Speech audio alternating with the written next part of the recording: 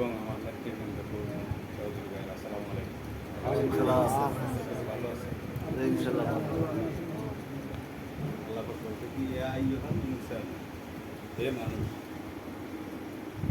ইন্নাকা কাদিব, মানে কি রাস্তা দুইটা, একটা হচ্ছে কষ্টের রাস্তা, একটা কি রাস্তা? কষ্টের রাস্তা। আরেকটা হচ্ছে কি রাস্তা? সহজ রাস্তা। পালাক্তা হামাল আকাবা, সমাজের সাথে তাল মিলিয়ে চলে। যেমন যেমনে চলতেছে হেমনে চলতেছি, যেমনে চলতেছে হেমনে কি চলতেছি। আরেকটা হচ্ছে কষ্টের রাস্তা।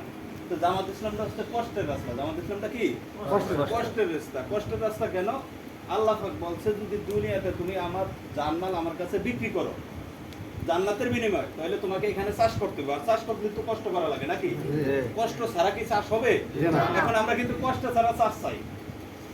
কষ্ট ছাড়া কি চাষ চাই। যেমন কষ্ট ছাড়া চাষ আরেকটা আছে, সমিতিত্বন টেয়া লইয়া ব্যবসা বাণিজ্য করি, এটা কষ্ট ধারা না?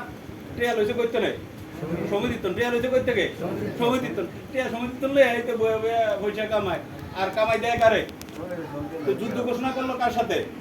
আল্লাহর সাথে যুদ্ধ ঘোষণা করে আপনি সহজ পথটা বাচ্চা নিলেন। কি পথ বাচ্চা নিলেন? সহজ পথটা বাচ্চা নিলেন। কিন্তু আল্লাহর সাথে যুদ্ধ ঘোষণা করে কি কেউ জিততে পারে? কেউ জিততে পারে? এই জন্য আমাদের রাস্তা দুইটা। আমরা কয়টা রাস্তা? একটা হচ্ছে সহজ রাস্তা, আর একটা হচ্ছে কঠিন রাস্তা। মানে আমরা কোন রাস্তায় যাবো? কঠিন রাস্তায় যাইতে হইব। কঠিন রাস্তায় না গেলে চাষ ভালো হইব না। কঠিন রাস্তায় না গেলে কি চাষ ভালো হবে না। এই যে আয়াত পড়ছি, আয়াতে ইয়া আইয়ুহাল ইনসানু ইন্নাকা কাদিহুন ইলা রাব্বিকা কাদহান ফামুলাকি। কষ্ট করতে করতে রবের দিকে যাইতে হইব। কি করতে করতে? কষ্ট না করলে কিন্তু রবেরে পাইবেন না। রবেরে পাইবেন?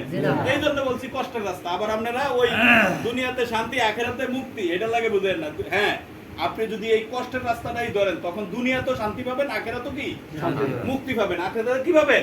মুক্তি পাবেন। তখন রাস্তা হয়ে যাবে সহজ, রাস্তাটা তখন হয়ে যাবে কি সহজ। কিন্তু আল্লাহ কইছে এই আয়াতে যে কষ্ট করতে করতে তোমার রবের দিকে আসো। তাহলে আমরা কষ্ট করতে ইনশাআল্লাহ রাজি আছি। আমরা এই বাজারে একটা গণসংযোগ করবো। একটা কি করব? গণসংযোগ করব। ভাই, আমরা যদি 54 বছরের রাজনীতি দেখছি না, সবার রাষ্ট্র পরিচালনা করে না, দেখছি কিনা বলেন? দেখছি কিনা? এইবার আমরা চাচ্ছি যে সমাজে ন্যায় ইনসাফ ভিত্তিক ভাবে একটা সমাজ কায়েম হোক। এটা আপনারা চান না? এটা যদি চান তাহলে আমাদেরকে কষ্ট করে রবের দিকে যেতে হবে নাকি? কষ্ট করে তো আমরা রবের দিকে যাইতে হবে। এই জন্য ভাই আমরা প্রত্যেকের কাছে একটা ভোট ভিক্ষা চাই। একটা কি ভিক্ষা চাই? একটা ভোট ভিক্ষা চাই। কেন? যে রাসূল সাল্লাল্লাহু আলাইহি ওয়াসাল্লামের ব্যক্তি জীবন, পারিবারিক জীবন, সামাজিক জীবন, রাষ্ট্রীয় জীবন সবই রাজনীতি। সবই কি রাজনীতি। তাহলে এগুলি যদি আমরা কায়েম করতে হয় তাহলে ভোট লাগবে না?